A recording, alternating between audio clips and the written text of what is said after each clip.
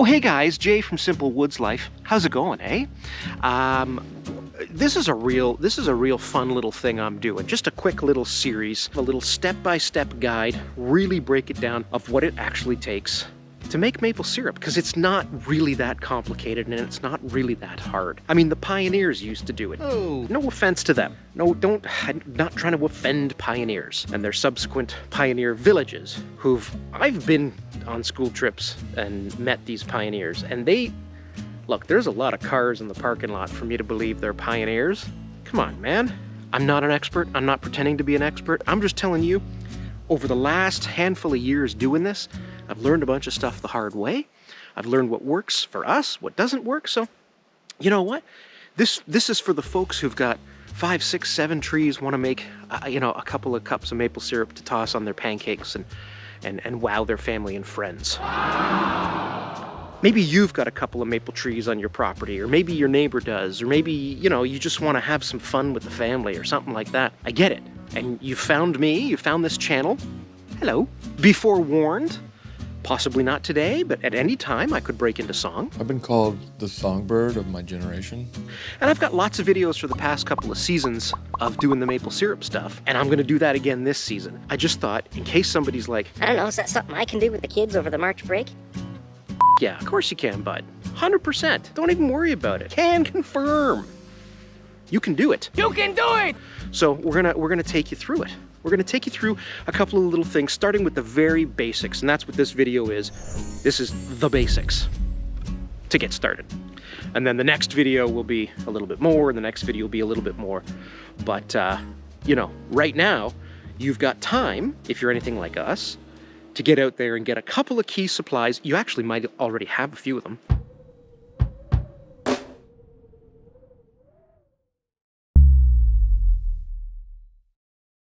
So first off, you need a maple tree, okay?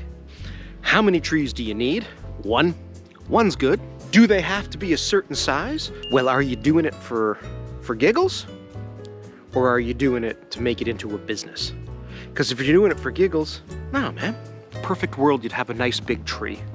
But you know what? If you're just out there having some fun with your kids, or just wanted to see how to experiment yourself, or just like, this is something I want to do. Because ask yourself, if you've got access to maple trees, and you have a climate similar to this, why the hell would you not do it? Like, do you really want to go to your grave not making maple syrup? That doesn't make any sense to me. I cannot wrap my head around it. Then, you need a spile. This is a spile. Look at the parts of a spile. It's got a little hole here. It's got a little hole here. It's got a little spout.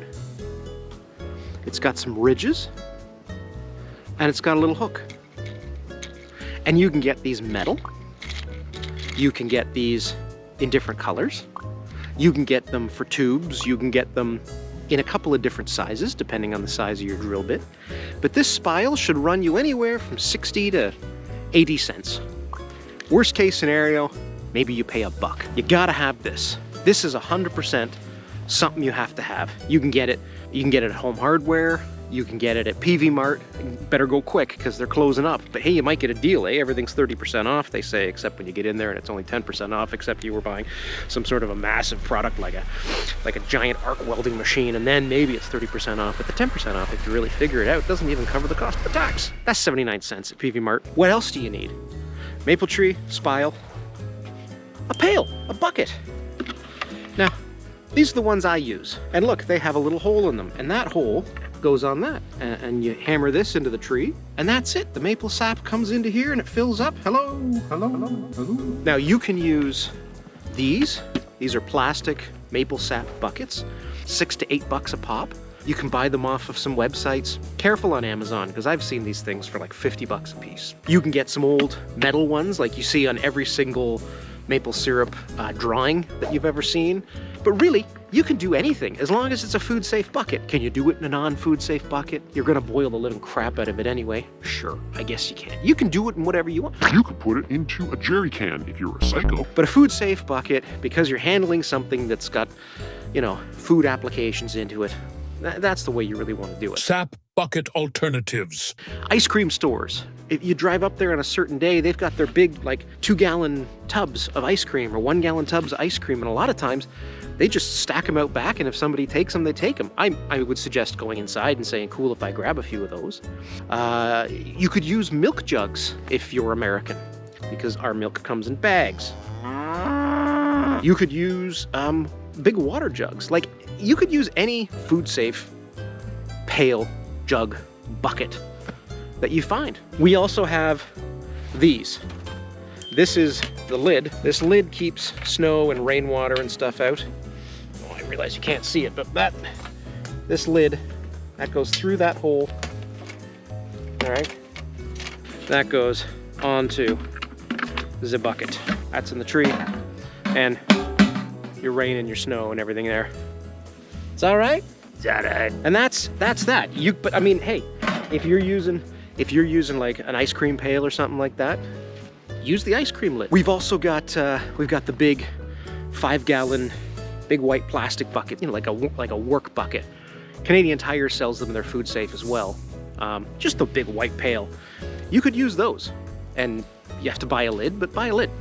Put it on top, right? It's that simple. And then obviously a drill and a mallet or a hammer, because you want to put that spile in a little bit. And that's it. That's all you need to get started. So you've got between now and when the temperatures get up, right? We want the days to be above 0. We want the sun and everything kind of starting to warm the earth up, because that's going to push the sap. And then we want the nights to be just below 0. And that on a sunny day, you're going to get sap just flowing like someone left the tap on. This is what we made the first year. Not this one. We've used that one. But this is what we made. This size little mason jar. Okay? And a little bit of crystallization in that. If you make this, if you hang out and have some fun in the bush, tap a few trees, spend some time boiling, having yourself a Caesar, and in the end you walk away with this and you're like, holy shit, that was awesome. We now make them sort of in this size, and I think we get a dozen of these for whatever it's worth. And you know what? People go and they've got the big liter mason jars and they fill them all the way up. It's whatever you've got. I don't know how much maple syrup you use. This is gonna last us 6 months, because we only make pancakes a handful of times, and like Miss Lady puts just the tiniest spoonful in her tea. I drink my coffee black. But like, this tastes better than anything you could buy in a store ever. I mean, unless you're buying from one of our local maple syrup producers. Please purchase from your local maple syrup producer, because they're trying to feed their families. It tastes just as good as theirs, better.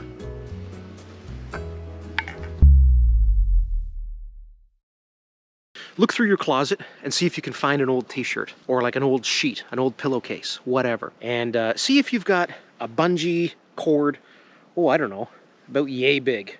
You know, like that fish you caught last summer. And what you can do with that is, when you go out to collect your sap, sometimes you'll get little bugs, little sticks, no big deal. But it's nice for whatever pail you're pouring the sap into from all these little buckets.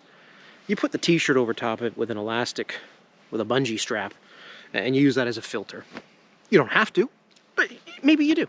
Maybe you do go to Canadian Tire and you buy one of those bigger 5-gallon jugs, because you're going to want to, when you go out to get your sap, you're going to want to pour it into something and put that jug back on the tree, because you don't want to lose a drop.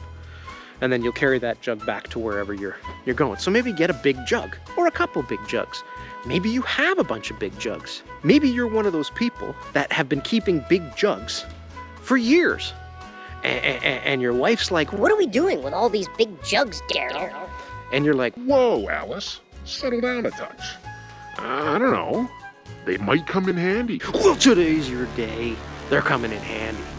Maybe you're going to want to get a long ladle, something that's not going to burn your hand, because when you're stirring the sap while it's boiling, it can get hot. And then keep an eye out for a big old pan or pot that you can boil it down in. That's the only thing I really splurged on when I started. I bought 2 nice stainless steel buffet pans from Amazon, and that's what I boil my sap in to slowly turn it into syrup. Those are kind of your big must-haves.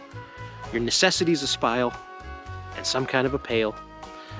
But then the other stuff, it's real nice to have because you're not boiling it, holding it in your hands. Ow, ow, ow. Somewhere under there lies our maple evaporation system. We'll talk more about that later. This time last year, we had already tapped the trees, and sap was flowing like a sappy fountain at one of those nice cocktail parties. You know, with the Triscuits with the olives on them and the little cubes of cheese. That's how we do, fancy light. However, this year, Canada decided to Canada, and I don't mind. And Mother Nature has wrought down her ire for tepid February days. She set forth a tempest of furor and frenzy and numerous school snow days. Which the Weather Network didn't really talk about this time around because they'd made such a hoopla on the last storm. They kinda got quiet. But this is the one they should have mentioned. And so subsequently, she has instigated hours of back-breaking labor for us to extricate our vehicles in person from the snowy woodlands of the lodge, to clear a safe path to the main thoroughfare so we can find provisions, sundries, various accoutrements. But do not think, I got time. because late February, early March has historically been when maple syrup season begins. It's a lovely process, and you should be ready. Years back, I thought a fun activity for the youngest and I to do was to see if we could tap a few maple trees that we had on the far end of our forest. We just had a handful of trees, and we decided to tap them and learn about making maple syrup. I did a little bit of research online to see if I could find sort of how to do it, and you were either at the top tier, like equipment manufacturing, $10,000, $15,000 systems with these multiple trays, reverse osmosis, tube system setups, all gravity fed or pump fed, and I'm like, guys, I wanted to make some maple syrup for my pancakes. And I bought a little book, a little reprinted guide on how to make maple syrup. And the first year we tapped, I think, 6 trees, and none of them the right size. But we did it for fun. I built a little sort of evaporator setup with cinder blocks just to see if I could do it, and I did it, and we got about that much maple syrup. And we were bit by the bug. So like I said, we started with 6 buckets. The second year, I think we moved up to 15 or 16. Last year, we got up to 20. We're gonna run 22 this year on our property here, and down the way, they've got these massive trees. Like, you could put 3-4 buckets on them. They used to do it, and they don't anymore, so we're gonna bring them down some maple syrup, and we're gonna see if we can tap those. So that could be potentially another 18 to 22, thus doubling our operation. In like the mid-1500s, if you recall, Jacques Cartier and his crew were the first European folks to taste maple sap. But like between the 1500s, the 1600s, 1700s, pioneer settlers are making this maple syrup. Never mind the indigenous communities thousands of years before that. They had quite a bit more sense than us. But our pioneer settlers, well, what did they have? They had hardships like you wouldn't believe. Cold, long, frigid, bitter winters with blizzards, and then extremely short growing seasons. They had loneliness like you couldn't imagine, communities so far away from each other, and there was not canals, railways, or any kind of transportation methods, so people were just alone. Everywhere you created a settlement, you were encroaching on indigenous land, obviously all land, but you think that didn't create a couple of conflicts along the way? Never mind the bears and the wolves and the Sasquatch. You had every manner of nature trying to kill you as you're trying to create a home for yourself in these brutal conditions. And then if you did, trying to find work when all was said and done so you could feed your family. And the disease, cholera, tuberculosis. And they made maple syrup, so probably you could too. No, it's not hard. So in the next video, in the videos after, we're gonna talk about a bunch of other stuff too. We're gonna talk about tapping. That'll be a video. How do you tap? Well, you do this.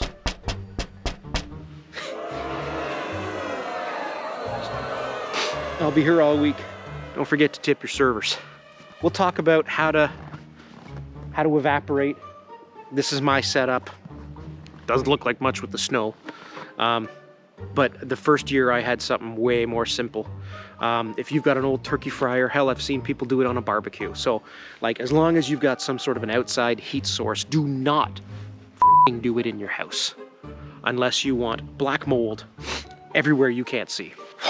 The amount of water that is evaporated out of sap it's insane. So do not think you're gonna boil it in your kitchen from top to bottom. You're gonna warp your wood floors and get your walls covered, and everyone's gonna be mad at you, and you're gonna regret it if you don't destroy your cooktop too. Get yourself a maple tree, get yourself a little bit of free time, get yourself a spile, some kind of a bucket, and I'll talk to you in the upcoming videos. If there's anything you guys want to see or you want me to address, I'll do my best to do it. Again, not an expert, just making a video that I personally wish I could have seen when I said to the youngest a few years back, hey, we should make maple syrup. I bet that could be fun. Keep your stick on the ice.